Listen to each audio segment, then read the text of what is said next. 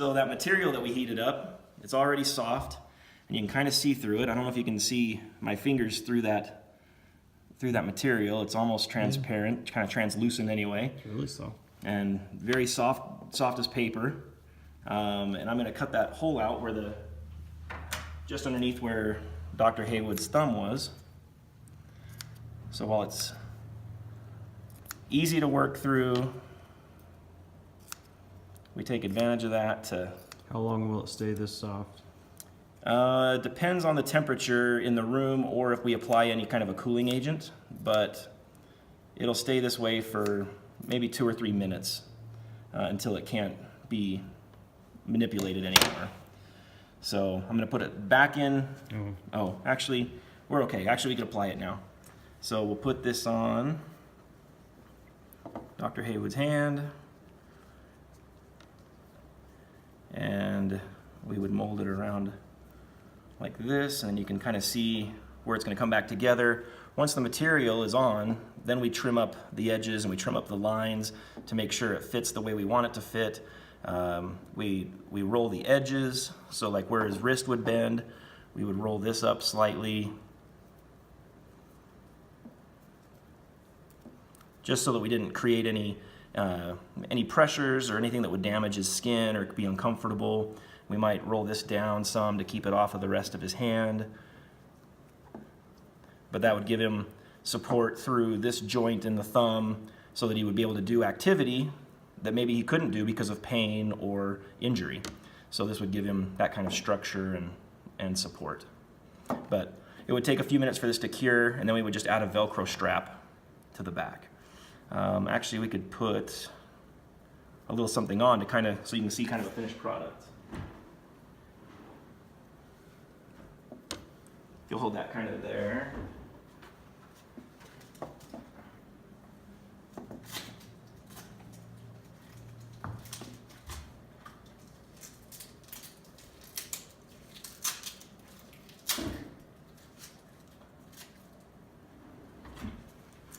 This might give us the best contrast.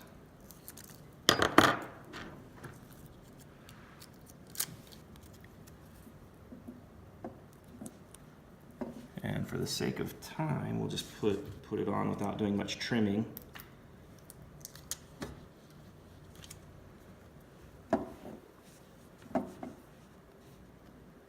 These are the Velcro. This is the Velcro, and then we would use a strap to come across the Velcro to kind of keep things in place. And we'll let this kind of cure while it's on Dr. Haywood's hand while we go through a few more things as it relates to some of these tools and toys, I guess, is a bit of the next best thing. So we'll come back to that.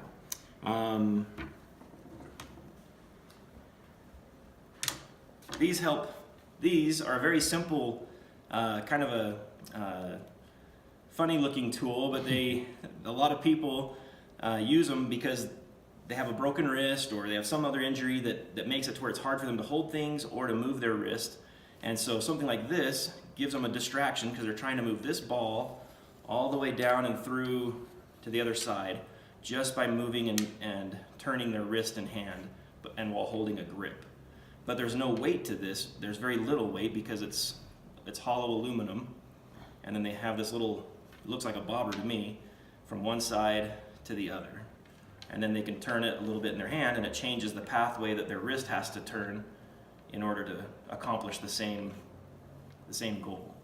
And then there's different styles. They're probably one of my most favorite because it's the most odd thing that people see in here that they're not sure what this does and why is it going to be helpful to them. This is basically a rod with threads on it, so you can adjust where the weights would be on this post, and then as a person turns it in their hand, it helps stretch and pull their wrist and hand over, or they could use it as a strengthening tool to turn back and forth to help build up tolerance for that kind of motion and with weight. But I like to use it for stretching. So if somebody's really tight, I have them hold this and relax, and try to stretch their hand over so it's more palm up, or pull it the other way to stretch it so that it's more palm down. But a very simple tool, very simple concept, but very effective when it comes to trying to accomplish range of motion or strengthening. What are these? These are TheraBars.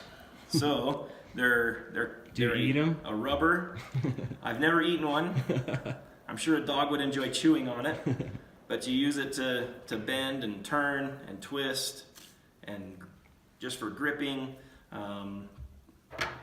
Practice kind of a coordination and balance just by turning and working these bars back and forth and bending them up and down. And again, there's different colors, different resistance levels.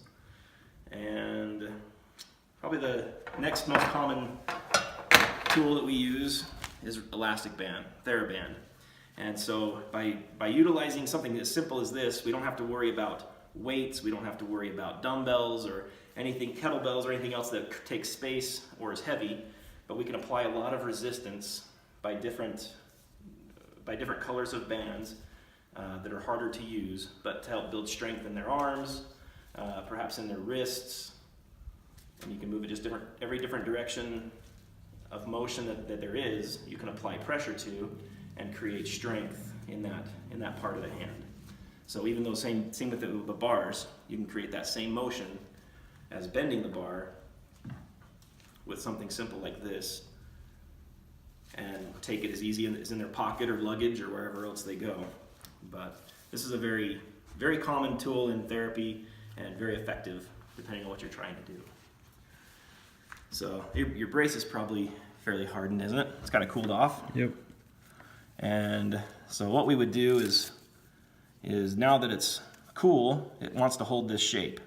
And so it's easy to take on and off, but it wants to come right back into the position that it was. And while it's still kind of warm, it's still fairly easy to cut even with just regular scissors. So we would trim up anything that looks like it might be uncomfortable or put pressure on the skin. When people come in with injuries, we certainly don't want to create other problems. And we can kind of see where the creases were for the wrist.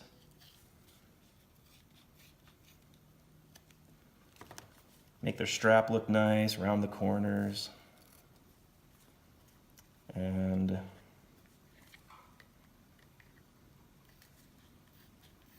then we can reapply it to make sure that it fits the way we wanted it to. And then this strap allows the person to be able to apply as much tension or as little tension as they want, so that it's comfortable, but then gives them some support through the hand or through their arches or in the joint, whatever it is. Sometimes we might come up higher on the thumb if they have an injury. Sometimes we cross the wrist in order to support that. Sometimes we'll extend a piece out to where it'll cross the finger in case there was a sprain or needs support there, and then the rest of the fingers could still bend, but one finger might remain supported by the brace. So this would be a basic support here that then we could build a lot of different portions off of, or just make the material longer and treat other injury. All right, over in this area, we take care of a lot of wounds. We also take care of a lot of our modalities. And a modality is a way of utilizing something else to help encourage healing, help to decrease pain, help to get a response out of muscles and tissues and joints in order for them to get their best out of therapy. So we're gonna have Dr. Haywood put his hand in some paraffin wax. So this is a warm wax that people put their hands into in order to heat up joints. It feels really good on arthritis or other painful conditions. The main thing is we just don't want anybody with open skin being inside of this because it's hot and because it's waxy. But Joe doesn't have any open wounds, so it's gonna feel very warm, and he'll put his fingers in and take them out and then dip it in about 4 or 5 more times just to create a coat. And the reason this is so effective is because it cools from the outside in. And so all that heat kind of gets forced into the joints and into the tissues of the hand. My kids love this, love this wax bath. They just think it's so much fun to come and cover their hand because of the feeling and also because of the way it looks. It just looks odd and creepy, and they love it. So while we move along, we'll come back to show you how it looks after it cools down. We also do a lot with memory. We do a lot of things with organization, with a person's ability to be able to problem solve. And so we use things like parquetry tiles and cards in order for people to try to match and not only do colors but shapes, and to be able to complete to replicate a pattern. Sometimes we'll have them do it right on the card. Sometimes we have it do it next to the card so that it makes it look just like the card itself. And then we also do other things that maybe we would show them the card and then take away the card and have them try to do it from memory. We do things like having them look at a page in a magazine sometimes and then close the magazine and try to have them remember as many things as they can on that page. So just try to work with to strengthen the brain. We have exercises for the muscles. We also have exercises for the brain. We also have exercises for the eyes.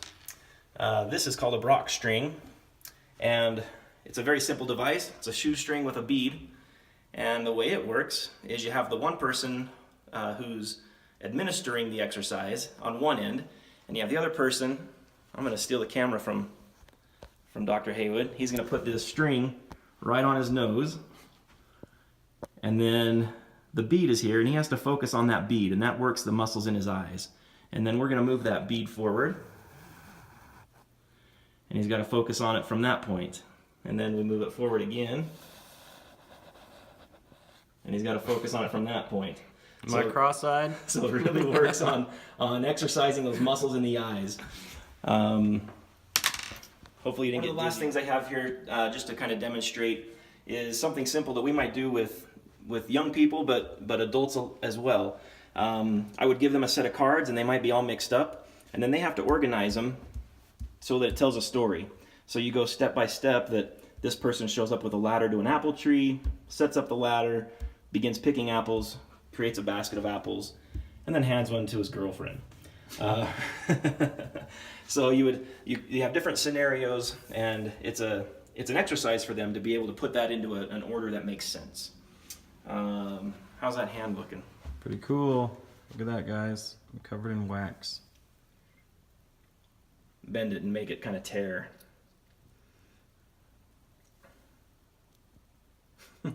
Now it looks real creepy. You could do this for Halloween. Now it looks like my skin's coming off. I think we should have Dr. Haywood dip his head in this face, and then we'll see how it looks for Halloween. Other things that we use that are modalities that help to heat up tissues or get things ready to help promote healing are electrical stimulators. We actually hook up batteries and patches to people and make their muscles contract without them doing it themselves. We also use ultrasounds, we use lasers, we just use a whole variety of things to try to help people heal and have less pain. So that's kind of the purpose. The main thing of occupational therapy is function, independence, and daily living. So whatever we can do to help people maximize those kind of things and get the most out of their day, that's what we do. Okay. Thanks, Ben. Thanks, Appreciate guys. it. You bet. That was a pretty cool field trip. Thanks for coming with me, guys. I'm going to try and get this wax off my hand if I can. We'll see how that goes. All right. See you guys. Bye.